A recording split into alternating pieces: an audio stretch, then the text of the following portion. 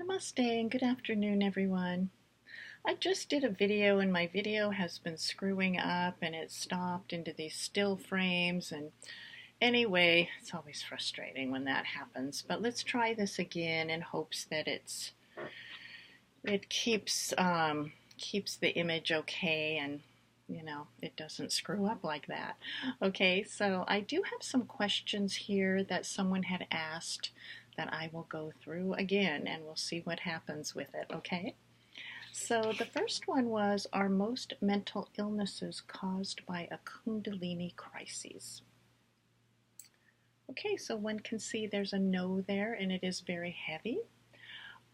In terms of kundalini, okay, when that opens, it brings about a lot of perceptual shifts. It brings about altered states. It dredges up whatever debris is in there that's been collected in terms of your ideations, your fears, your traumas.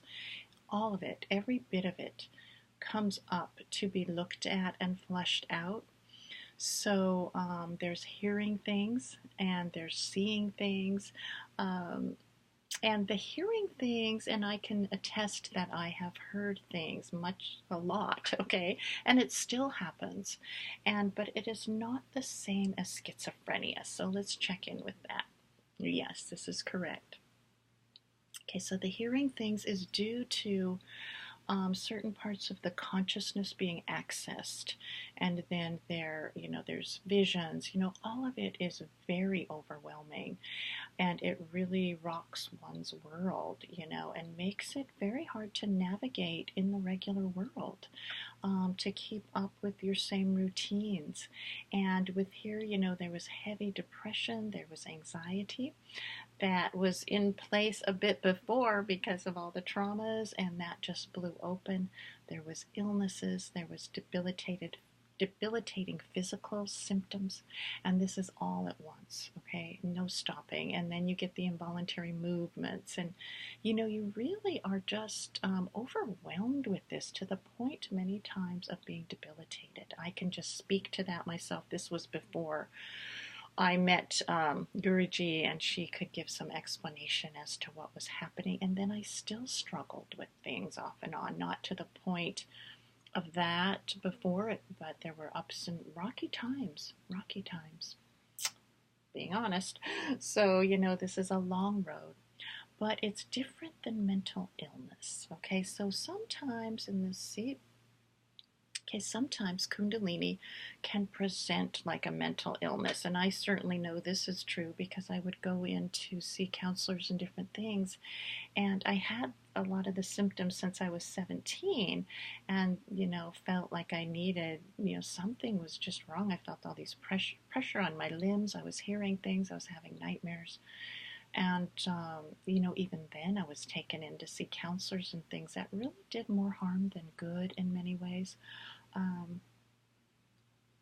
But anyway, so, when you go see counselors, because you really are so desperate, then they will, because for lack of their understanding, they didn't know what was taking place, so they'll label you with a lot of, things, and not, that you need all of this and you need that, and, you just were really lost trying to get help, but because it would present that way, you'd be depressed or anxious or, and I can just speak for myself about what I've gone through here. And, but mental illness, okay, so let's look at that a little bit more. So we did get the answer that Kundalini awakening is different than a mental illness. Okay, yes, it is. And again, to that, I'm sure many through history that went through Kundalini and had that just their consciousness blown open like that, everything just opens up. We're labeled as crazy. I'm sure many, some have died, some were treated like they have a mental illness. And let's see if this is correct. And there's a big yes to this. They didn't have the proper supports in place. They didn't know where to go. It can even happen in this day and age if people don't understand it or aren't open to it. Also, if they open it by the wrong means, the wrong intention, by more darker coming with the wrong intention in place, or looking for powers and things. You don't know. It's nothing to mess with. But in terms of mental illness, okay, so let's see, does mental illness have a spiritual basis? No. Okay, does kundalini? Obviously does. Um, so that's the difference. Mental illness does not have a spiritual basis. And the hearing of things, is this more chemistry based? Yes. So this has to do with more chemistry, brain chemistry, okay, genetics. Because I've worked with schizophrenics, I was a hospice nurse for many years, and I also was a psych nurse before that. So I did work with teenagers in psych. I worked with, and they were both involuntary units as well as adults, and also in the jail with psych and in general population. So I've been through all that gamut, and I see how people are treated, what the treatments are. Do they really work? Not really. They're band-aid solutions. Do they create more harm than good? They can, and many times they do, because there's not a lot of balance in it. They're not given the proper support that they need. They're not given the proper guidance, or even environments that are very safe, that they can, decrease some of their sensory stimulation. There's so many issues that keep this process going, that people just keep coming back to these institutions. It's sad, but again, it's very different. I mean, I've also worked with schizophrenics, and the next question was, are most mental disorders cured by yoga, meditation, and positive support counseling? And if you're working with a schizophrenic, if you've ever been around that, their fantasies, their ways that they feel, whatever they feel to be true in them, their delusions, their illusions, whatever, are so real to them. They are so out of touch with reality. There's no way you can tell them to do meditation. Absolutely not. And even a lot of the ones that I worked with the kids would come in and they had done drugs, or you could tell they were seeing hallucinations. They were so out of it. They were stunned. They would look like they were just in this vacant place, or act out, all sorts of things. And so at that point, you really have to get people more to a point where they can really listen, where they can be more conscious, where they can have some of these things not so heavy in them to be able to listen. It's possible for some that are not, where this is not so disease based, where maybe it comes from more trauma and things. Is it possible? Yes. If they're at a point where maybe you say yoga meditation, I just say meditation, because sometimes you say yoga, people think the exercises and that people do. That's not it. It's more, breathing, relaxing. I mean, these things are always good to integrate if someone has that ability. Not all do. And maybe if it's just more depression and anxiety, although that can get really heavy, but to blend that in with whatever their treatment is would not hurt. But certainly it's not the cure-all to just use. Some people may never get, things may never get altered for them. Certainly it depends on if they want to stop feeding all that drama in their mind. That would help. But some are they're just not in that space yet. Okay, so you just can't put it in a box like meditation is going to be the cure-all for mental disorders. Let's see, is this true? Okay, so this is true. And that's all that really can be said there, okay? But it doesn't mean to discard meditation and, I said, positive support counseling. I don't know, some counselors are helpful. So many aren't. They tend to sometimes feed the poor me story, like, oh, that must have been so hard, or I hear you saying, without really giving you some good techniques to move forward.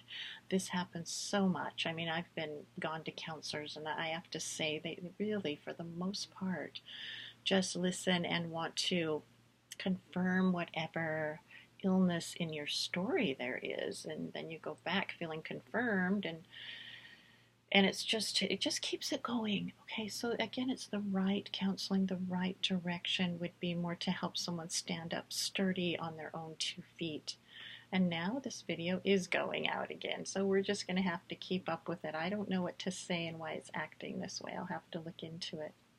You can still hear my voice, and I'll tell you what the pendulum is doing. Okay, so we already went through that. Can the spiritual process be a permanent solution to all mental illnesses? Okay, this is saying no. The pendulum is saying no, this cannot be. Okay, can it take care of any mental illnesses? Okay, so interesting enough, there is a no. Okay, because it's just not. Really, spirit is not. It's just more about open heart. It's more about someone being conscious and ready to surrender, ready to come forward. And that has to do more with the heart. Okay, so you just can't say that. I'm going to go into that to cure that. So it's just, boy, yeah. Okay, so certainly to go down the spiritual road, many times it will help with depression over time. Once one is out of all that mental stuff, but along the way, it's not an easy process. Okay, so the next one is homosexuality acquired, curable, or inborn. Okay, so is homosexuality acquired? Okay, so there is a no to that. Staying pretty steady no that it's not acquired. So it just feels like in this story, one is asking when they say it's curable, they're almost asking, is it a disease process? Is homosexuality a disease process? No, it is not. Is it curable? No, it is not. Can sometimes people be homosexual and then all of a sudden be heterosexual in their life just because that's what they choose? Okay, there's a very small thing there. I mean, really, once it's in, side of them, and for the most part, that's just in their tendency, and it moves in that direction. So some of the cures or potential cures that have been out there in history and in the world are very skewed. They have caused people that are homosexual more harm and more suffering and more guilt in there, which makes the whole thing worse. So if anything, they would try to repress it, which makes it worse. So there's no cure in terms of acquired. Sometimes they can be born heterosexual and shift. Okay, so this happens. It happens just due to different change in their path and whatever connections they have, or maybe it was there and it just sort of popped, manifested later. It was in their spirit or in their tendencies in a way, and it manifested later. All right, but it is not a disease. It is not curable. Is it inborn? Sometimes people can have that in their spiritual makeup, in their heart when they come in, and that's just what's there, and you can't change it. Okay, so what is the spirit connection in it all? So the bottom line, let people be who they are. If they have that going on, it's not hurting anything. It's their life, and so what? Basically, okay. So let them be who they are and what feels right to them. For sure. I mean, we all should have that freedom. Okay. So the spirit connection in all of this, and I guess homosexuality spirit connection, there is one, whoever you have a partner with, this does feed your spirit in certain ways, for better or worse. Okay, so let's see if there's anything really else that needs to come with this reading. Okay, it doesn't feel like it. Hopefully it was answered. I know it's annoying with this video, and I will see if I can look into that. I really don't know how to help it, but anyway, you still got the voice and you got the general feeling. Oh, there it is. Of course, towards the end it popped in again. Okay, so anyway, all have a great afternoon. Namaste. Bye bye now.